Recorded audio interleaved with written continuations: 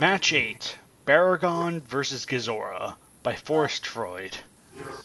On the shores of Birth Island, a tragedy of nature has taken place.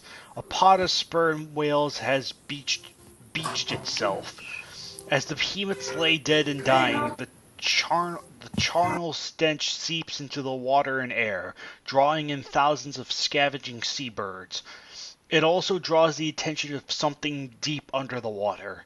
His sense of smell titillated by the odor of decaying flesh, Gezora begins to swim towards the scent.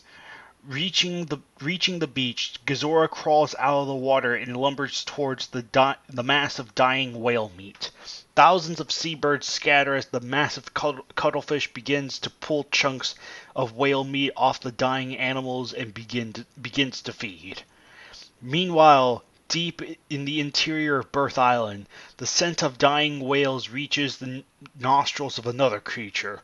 Rousing from its slumber on an outcropping of rocks, Baragon's nostrils twitch in anticipation as he smells the feast of whale meat. Slowly standing up, Baragon shakes himself lazily and begins to lumber towards the scent. When Baragon climbs over the crest of the hill that leads to the enticing scent, he notices that he is not the only creature who has followed the smell. Driven by instinctual ferocity and hunger, Baragon screeches a challenge at the creature feeding on the dead whales and begins to charge the other beast. Gezora, startled by the sudden noise, turns to see what made it.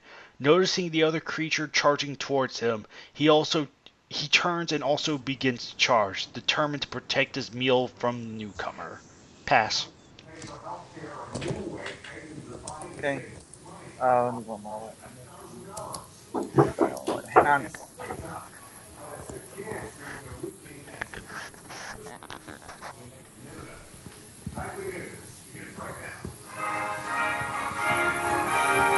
What the?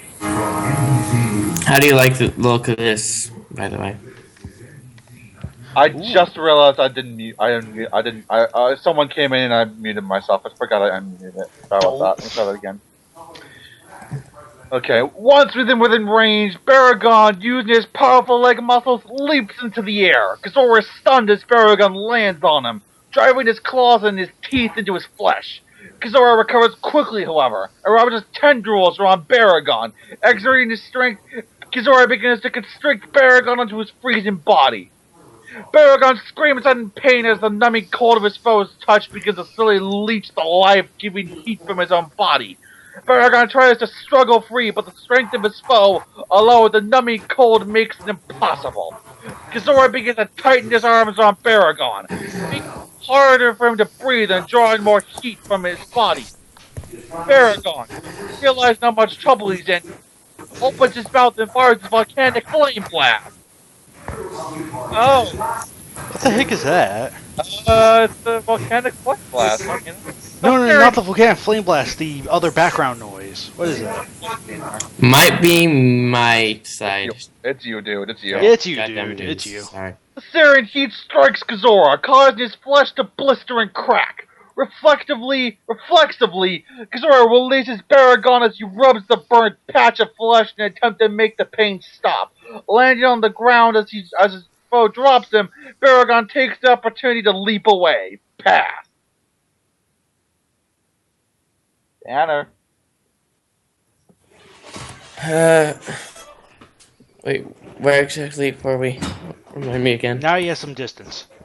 Okay. Now that he has some distance, Baragon turns to face his enemy, who has stopped slapping the burnt patch of flesh and turned his attention back on him.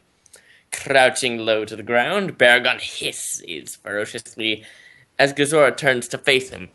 Gezora croaks at Baragon and begins to move towards him, his tendrils lashing. Baragon, not wanting to get caught in his foe's tendrils again, rapidly begins to tunnel underground. Gezora reaches Baragon only seconds after he has completely disappeared underground. Gezora, believing that he has driven Baragon away, turns back to the dying whales and lumbers back towards them. As he reaches them, B resumes feeding. However, because he is consumed with feeding, haha, He fails to notice the small furrow in the ground that begins to slowly move towards him. Ever so carefully, Baragon begins to tunnel towards Gezora, making sure to move slowly enough not to betray his presence to his foe. Suddenly, Baragon's head emerges from under the sand, and he fires his heat ray at Gezora. Gezora, fully focused on eating, does not notice Baragon's return and is struck completely by surprise as the heat beam chars another patch on his flesh. Gezora groans in pain and turns towards the source of the pain, but Baragon has already retreated underground again. Gezora begins to wander about, his massive eyes looking about for the creature that hurt him. Baragon, sensing Gezora pass over him, waits till his foe is at some distance away, pokes his head through the sand again, and shoots Gezora with his heat ray again. Pass. Because why not? Gezora turns just in time to see Baragon's head duck under the sand. Somewhere in his brain, Gezora makes the connection to the pain he's suffering and his foe's head dropping below the sand. Gezora begins to lumber towards the water, apparently in retreat. Once under the surface of the water, Gezora covers himself with sand, concealing his massive bulk. Now concealed, he waits. Baragon, having sensed Gezora slipped into the water, emerges from the safety of the underground and surveys the beach. Gezora is nowhere to be seen, and the feast of whale meat is his for the taking. Waddling over the whale carcasses, he picks up a large one in his foreclaws and begins to gnaw on it. Gezora, seeing Baragon distracted by the whales, launches his arms from the water. Gezora is... I bet the wrong monster. Baragon is caught by surprise as Gezora's arms wrap around his legs and tail. Pleased by his ambush, Gezora begins to pull on Baragon, trying to drag him into the water, where he will have the advantage. Baragon tries to twist over his own body to reach the arms, slowly dragging him into the water. When that doesn't work, he rolls onto his back and curls his body up. Now within reach of the arms grabbing him, Baragon begins to savagely bite and claw at them. Below the water, Gezora winces in pain, releasing his grip on Baragon and withdrawing his arms into the water. Baragon quickly rolls back onto his feet and begins to bombard the water with heat rays, trying to drive his enemy into the open. Gezora, shielded by the water, begins to swim away from the location where Baragon is firing, instead of moving to flank his right side. After a little while, Baragon stops firing heat beams at the water and looks around to see if Gezora has emerged elsewhere. Convinced that he has driven his foe away, Baragon turns back towards his meal. Gezora suddenly rushes out of the water towards Baragon.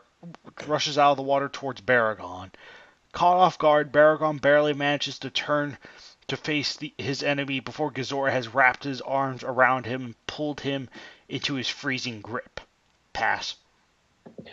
Baragon, driven berserk from the icy pain of Gezora's touch, begins to ferociously bite and claw at his foe. This time, Gezora refuses to let go. Instead, begins to slither back into the water. Baragon realizes that if Gezora manages to get him underwater, he'll drown. Begins to thrash about more furiously than ever. As Gezora almost reaches the edge of the water, Baragon notices a patch of charred flesh from one of his earlier heat rays. Taking a desperate gamble, he trusts his horn into the blistered tissue. Throwing his head back with all his might, Baragon tears the hardened flesh free, revealing a hole to the internal organs of his foe. Gezora, shrieking in pain, constricts down tighter on Baragon. Baragon's vision begins to swim as his body is leached of its heat. Hearing the sound of the water below his enemy, he realizes that time is almost up. Opening his mouth, Baragon sticks his head into the hole he tore into Gezora's flesh and fires one last heat beam. Pass. Inside Gezora, there is a hideous burst of steam, the sickening sound of rupturing organs, and the scream of the giant cuttlefish as he is cooked from the inside by his foe's attack. As a stream of liquefied viscera bursts from Gezora's siphon, the massive cephalopod's grip slackens on his foe, and he collapses into the water. Baragon slowly pulls his head free of his deceased foe, shaking his face rapidly side to side, blood and bits of organs splattering everywhere. Backing off of Gezora, Baragon grabs his fallen enemy's arms in his mouth and slowly begins to drag him onto the beach. Once he has pulled Gezora's carcass from the water, he begins to tear great chunks of the cooked flesh off and consume them. Several hours later, after feasting on most of his foe's body and several of the dead whales, Baragon curls up onto the warm sand and falls asleep, purring contentedly. Winner, Baragon. Showa. Alright. So this match, I think this match is actually kind of okay for being, kind of two simple monsters. While Baragon's win would have been kind of obvious, I think, a Gezora win actually would have been more unique for this one, but all things considered, it's still a good match. Just a lot of spelling errors. Like, Baragon trusts his horn. Well, of course he would trust his horn. Why wouldn't he? Yeah. But yeah, this is a pretty good one. I like what they did with Gezora too. Like, it's like, oh, that's what he's doing. I'll copy him. And actually burrows in the sand underwater and then gets him. I thought that was actually Cephalopods are pretty smart after all. Yeah, they are. They are. Octopi probably the most, but still. Well, then again, though, Gezora isn't an octopus. He's a squid. Cuttlefish. Cuttlefish, actually. Cuttlefish. They even And said thus, that multiple times. And thus, Gezora's losing streak begins. To a point. But, yeah. When was the last time Gezora's actually won a match? Yep. At least one. Out of the 4 he's been in. I think. He's only been in 4? Really? He's really only been in 4. I think. I'm pretty sure. Yep, 4. So, anyway. Yeah. So that was Baragon versus Gezora. And we will see you guys in match 9, Kiru versus Gigan. See you then.